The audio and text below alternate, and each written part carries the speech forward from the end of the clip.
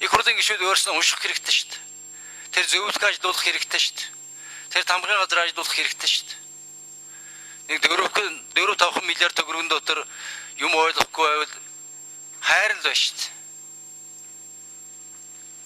Одоо нэг хурлын гишүүд одоо надад чи ямар болох юм гэхлээр энэ Даваас өрөнгөний сонгуулийн ажилд явж байсныг хэдэн хүн энэ тэндээс авчирч л тавина. Нарийн дээ. За Даваас өрн чи зүгээр тэр 10%-ийн асуудлыг л сайн ярьж яах нэг хурлд.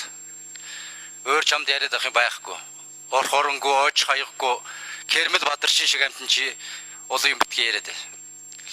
Тийм учраас би ийм хууль ус зарлагыг цаашаа хэтрүүлж болохгүй. Намын их хурал дээр одоо нэг сүрхий би л одоо эдэнтэй үздэг хүн гихчл өөрийгөө тоолох гэж оролдож байгаа. Ер нь бол яг өөрийгөө янз нэг одоо нэр дэвшүүлээд ч байд юм уу те.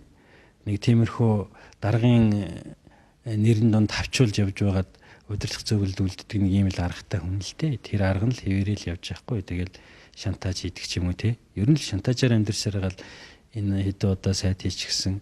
Тэгэл үнэлдэг юм байл. Угаасаа тэгэл дарга нарын ноход барьдаг мод бол явж идэл байсан шүү дээ. Тэр л зан чанараараа л ингээл бусдыг хардаал бусдыг тийг төсөөлдөг тийм л болчихж байхгүй. Тэр чинь бол нэг тэрвш дааг нь хэлсэн шүү дээ. Улс төрийн зөнөг гэж бол энийг хэлдэг юм а гэж.